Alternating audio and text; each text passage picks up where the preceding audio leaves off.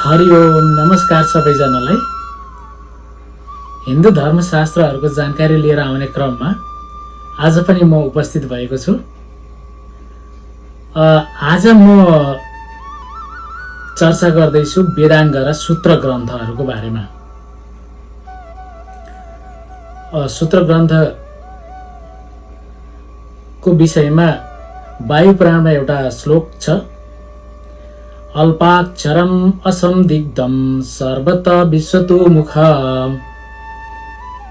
अस्तुभम अनवद्यं च सूत्रम सूत्रविदो विदु। अर्थात् कम अक्षरहरू भएको निसन्देह सारमा निरन्तर त्रुटिरहित भनाइहरूलाई सूत्रविज्ञहरूले सूत्र भनेका छन्। वैदिक कालमा वेदको विस्तृत अध्ययनका लागि 6वटा शाखाहरूको जन्म भयो, जसलाई वेदाङ्ग भनियो। वेदाङ्गको शाब्दिक अर्थ हुन्छ वेदको अङ्ग अथवा अंश। तर यो साहित्य पौरुषीय भएकाले यसलाई श्रुति साहित्यबाट अलग गरी गणना गरिएको छ। यी वेदाङ्गहरू यस प्रकार छन्: शिक्षा, कल्प, व्याकरण, निरुक्त, ज्योतिषशास्त्र र छन्दशास्त्र। शिक्षा भन्नाले यसमा वेदको मन्त्र उच्चारण गर्ने विधिको बारेमा वर्णन गरिएको पाइन्छ भने कल्प वेदान्तमा चाहिँ वेदाङ्गमा चाहिँ वेदमा कुन कुन मन्त्र कुन कर्ममा प्रयोग गर्नुपर्छ भनी वर्णन गरिएको छ। यसका 4वटा शाखाहरू छन्। म यसको बारेमा विस्तृत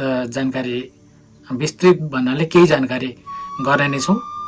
श्रौत सूत्र, गृह सूत्र, धर्म सूत्र र शुल्ब सूत्र भन्ने 4वटा यसका शाखाहरू छन् कल्प वेदाङ्गका।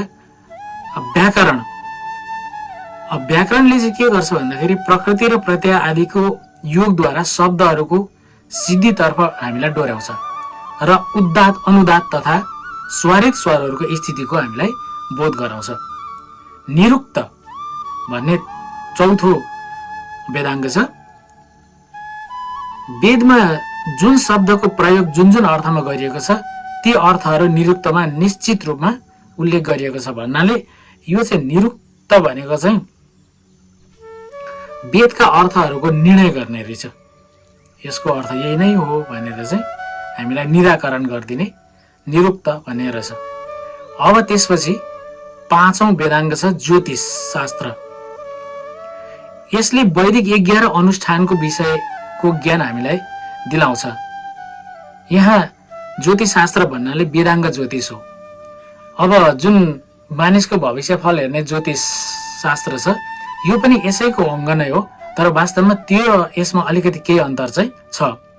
त्यसपछि आयो छन्द। 6औं वेदाङ्ग छ छन्दशास्त्र। वेदमा प्रयोग गरेका गायत्री, उष्णिक आदि छन्दहरूको रचना छन्दशास्त्रबाट गरिएको हो। वैदिक शाखाहरूमा तिनीहरूका अलग अलग वर्गहरू स्थापित गरियो र यी वर्गका लागि ग्रन्थको रूपमा सूत्रहरू सिर्जना गरियो। यी सूत्रहरू वैदिक जीवनका सबै कर्म, गतिविधि, संस्कृति, रीतिरिवाज आदिको व्याख्या गर्ने एकमात्र आधार बनेका छन्। वेदाङ्ग भन्नाले वेदका मन्त्रहरूलाई सूत्रको रूपमा अर्थात् सघन गद्यको रूपमा स्मरण गरिनु भन्ने बुझिन्छ। यद्यपि सूत्रहरू वैदिक ग्रन्थका भाग मानिएका भने छैनन्, तथापि तिनीहरूले वैदिक साहित्य बुझ्न भने मद्दत गर्दछन्। सबै सूत्र ग्रन्थहरूमध्ये हामीले अहिलेसम्म प्राप्त गरेको चाहिँ कल्पसूत्र मात्रै छ र जसका 4वटा शाखाहरू छन्। अघि मैले भने श्रौत सूत्र, गृह सूत्र, धर्म सूत्र र शुल्ब सूत्र। श्रौत सूत्र यो पहिलो कल्पसूत्र हो। यो अग्नि, सोम आदि गरेका महायज्ञहरूसँग सम्बन्धित छ। यी सूत्रहरूमा प्रत्येक वेदका आफ्नै रहेका छन्। जस्तै ऋग्वेदका साङ्ख्यायन र अश्वलायन नामका 2 श्रौत सूत्रहरू छन् भने सामवेदका मस, कात्यायन र द्रहायन नामका 3 श्रौत सूत्रहरू रहेका छन्। यसै गरी शुक्ल यजुर्वेदको कात्यायन श्रौत सूत्र हो भने कृष्ण यजुर्वेदका 8वटा श्रौत सूत्रहरू रहेका छन्। जस्तै आपस्तम्भ, हिरण्यकेशी, बोधयन, भारद्वाज, वैखासन, वादुल, वराह, मानव आदि यस्ता नाम गरिएका स्रोत सूत्रहरू चाहिँ कृष्ण यजुर्वेदका छन् र अथर्व वेदको स्रोत सूत्र हो तलब। तलब स्रोत सूत्र चाहिँ अथर्व वेदको रहेको छ। यसै गरी दोस्रो कल्पसूत्र रहेको छ गृहसूत्र। यो दोस्रो कल्पसूत्र हो। यसले गृहस्थले गर्ने चाड पर्व र सामान्य ज्ञानसँग सम्बन्धित नियमहरूको वर्णन गर्दछ। यसमा गृहस्थहरूका लागि व्यक्तिगत कार्य, कर्मकाण्ड र यस्तै अन्य धार्मिक कुराहरूको वर्णन गरेको छ। यसमा गृहसूत्र मध्ये सांख्ययन, साम्भव्य र अश्वलायनका गृहसूत्रहरू ऋग्वेदका हुन् भने गोबिल र खादिर सामवेदका गृहसूत्र हुन्। यसै गरी शुक्ल यजुर्वेदको पारस्कर गृहसूत्र हो र कृष्ण यजुर्वेदका 7 वटा गृहसूत्रहरू रहेका छन्, जसको नाम स्रोत सूत्रकारकै नामबाट राखिएको छ। जसरी आपस्तम्भ गृहसूत्र, हिरण्यकेशी गृहसूत्र भनेर आयो नि अघि कृष्ण यजुर्वेदको कल्प स्रोत सूत्र भनेर आयो, त्यसरी नै गृहसूत्रका पनि तिनै नामहरू तिनै ऋषिले रचना गरेका छन्। गृहसूत्र पनि 7 वटा छन्। अब कुन ऋषिले सूत्रहरू रचना गरे उनीहरूकै नामबाट राखिएको छ। उदाहरणका लागि कौशिक ऋषिद्वारा प्रणीत अथर्व वेदको गृहसूत्र हो कौशिक गृहसूत्र। अब तेस्रो छ धर्मसूत्र। यो सूत्र आम जनताको कानुन, रहनसहन र चलनसँग सम्बन्धित छ। यसका अलावा आश्रम, भोजन, विवाह, परोपकार र अपराध आदि विषयहरू पनि यसमा वर्णन गरिएको पाइन्छ। यो सूत्र मनुस्मृतिको आधार हो। मनुस्मृति चाहिँ यही सूत्रका आधारमा लेखियो। मनुस्मृतिको निकै चर्चा हुन्छ नि त। धर्मसूत्रका लेखकहरू मध्ये आपस्तम्भ, हिरण्यकेशी, बोधयन, गौतम, वशिष्ठ आदि प्रमुख मानिन्छन्। यी सबै ऋषिहरूका नाम हुन्, यिनीहरूलाई प्रमुख मानिन्छ धर्मसूत्र लेख्ने। अब चौथो छ शुल्ब सूत्र। यो चौथो कल्पसूत्र हो। शुल्ब सूत्र स्रोत सूत्रसँग सम्बन्धित छ, जुन भारतीय ज्यामितिको सबैभन्दा पुरानो पाठ हो। भन्नाले यो चाहिँ इन्जिनियरिङसँग सम्बन्धित छ। यसमा वैदिक अग्निवेदीको मापन र यज्ञ क्षेत्रसँग सम्बन्धित निर्माणका लागि निर्देशनहरू दिएको छ। यसरी वेद एउटा कम्प्लिट चिकित्सा, इन्जिनियरिङदेखि लिएर बाँकी सबै नियम, कानुन, विधान सबै भएको एउटा सम्पूर्ण समाज डोर्याउने मार्गदर्शक नै वास्तवमा वेद हो। अब म थोरै चर्चा गर्दैछु स्मृति ग्रन्थको। यी भए सूत्र ग्रन्थहरू। हामी सबैलाई थाहा छ हिन्दू धर्मको मूल ग्रन्थ वेद हो। वेदमा 4 वटा वेदहरू छन्, ऋग्वेद, यजुर्वेद, सामवेद, अथर्ववेद। यी वेदहरूको बारेमा थोरै मैले पहिला चर्चा गरेको छु। ऋषिहरूले यी 4 वेदहरूको ज्ञानलाई व्यवस्थित र विषयबद्ध गरेर मानिसहरूलाई व्याख्या गरे। वेदको ज्ञानलाई आफ्नै तरिकाले लेख्ने ऋषिको नाममा एउटा ग्रन्थ लेखियो, जसलाई स्मृति भनेर भनिन्छ। आफ्नो स्मृतिका आधारमा लेखे नि उनीहरूले, त्यसकारणले गर्दा नामै स्मृति राखियो। वेदको ज्ञानलाई प्रणालीमा राख्ने पहिलो राजा मनु थिए। त्यसैले मनुस्मृतिको धेरै चर्चा हुने गरेको पाइन्छ। वेदपछि हिन्दू धर्मको मूल शास्त्र हो स्मृति। स्मृतिलाई दोस्रो मूल ग्रन्थ भनेर मानिएको छ। तैपनि यसलाई धार्मिक ग्रन्थको मान्यता चाहिँ दिएको छैन। धार्मिक ग्रन्थ मात्र वेद हो, वेद मात्रै धार्मिक ग्रन्थ हो। वेदको सार उपनिषद हो र उपनिषदको सार गीता हो। स्मृतिलाई श्रुतिको दर्जामा राखिएको छैन। गीता चाहिँ साँच्चैकै सम्पूर्ण शास्त्रको सार नै हो। भनिएको छ नि त, सर्वोपनिषदो गावो दुग्धा गोपाल नन्दन भनेर भनेको छ नि त। सम्पूर्ण उपनिषदको सार चाहिँ गीता हो भनिएको छ। त्यसैले पनि होला गीताले न त कुनै एउटा व्यक्तिगत भगवानको बारेमा कुरा गर्छ, कुनै व्यक्तिगत भगवानको नाम नै छ त्यसमा, सिधा परमात्मा भनिएको छ। र जीवनोपयोगी कुराहरू धेरै दार्शनिक अहिलेको जीवनमा पनि धेरै काम लाग्ने कुराहरू चाहिँ गीतामा लेखिएको छ।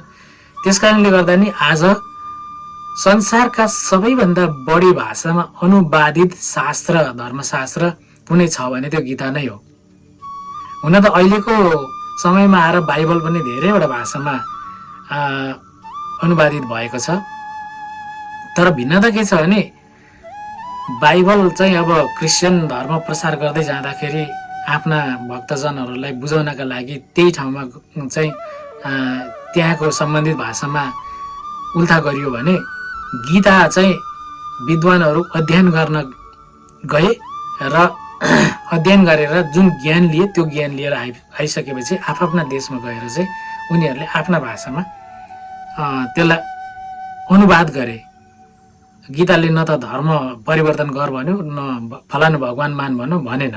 त्यसैले गर्दाखेरि गीता आज पनि सर्वशास्त्र शिरोमणि नै छ गीता।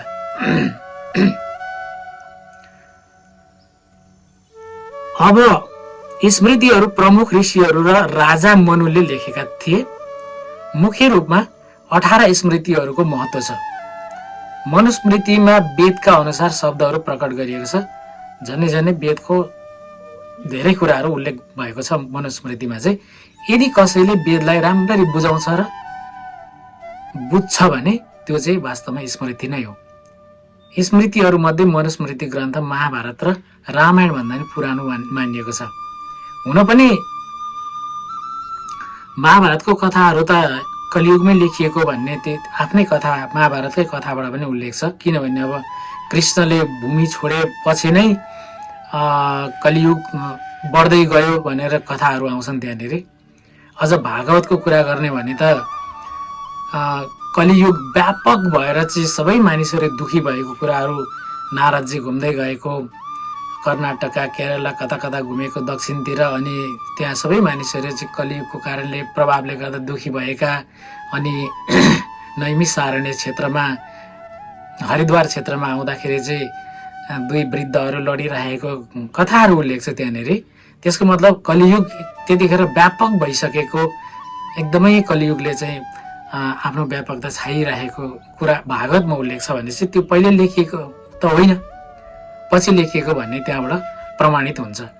प्रमाणका आधारमा बोल्नु पर्यो नि त। भावनात्मक आधारमा बोल्ने हो भने त, भावनाका हिसाबले बोल्ने हो भने त कहिले कहिले नि करोडौँ वर्ष अगाडि हो भन्ने हुन्छ। तर पनि अब तथ्यगत हिसाबले अलिकति हेर्दाखेरि भनेको पछि नै लेखिएको भन्ने बुझाइ हुन्छ। श्रुतिका मन्त्र प्राप्त गर्ने ऋषिहरू जसका शास्त्रहरू उनीहरूको स्मृतिको सहायताले रचिए, त्यसैले यी ग्रन्थहरूलाई स्मृति ग्रन्थ भनिएको छ। यसमा समाजको धर्म, वर्ण धर्म, आश्रम धर्म, राजधर्म, सरल धर्म, दैनिक कार्यक्रम, स्त्री र पुरुषको कर्तव्य आदि वर्णन गरेको पाइन्छ।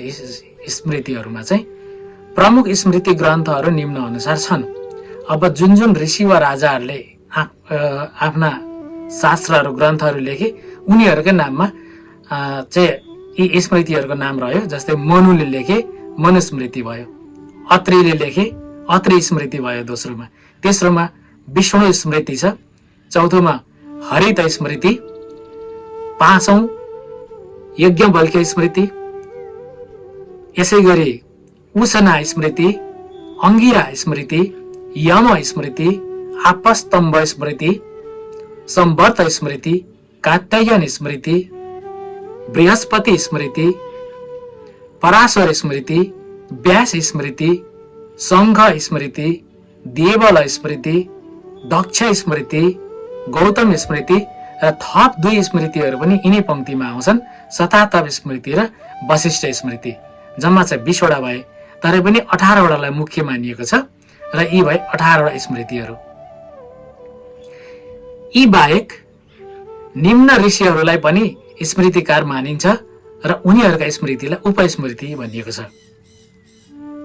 यी हुन् गोविल स्मृति, जमदग्नि स्मृति, विश्वमित्र स्मृति, प्रजापति स्मृति, वृद्ध शतातप, अघि शतातप भन्ने आयो, यहाँ चाहिँ वृद्ध शतातप भन्ने छ, पैठिसनी स्मृति, आश्वयन स्मृति, पितामह स्मृति, बौधायन स्मृति, भारद्वाज स्मृति, छागलेय स्मृति, जावली स्मृति, च्यवन स्मृति, मरीचि स्मृति, काश्यप स्मृति आदि।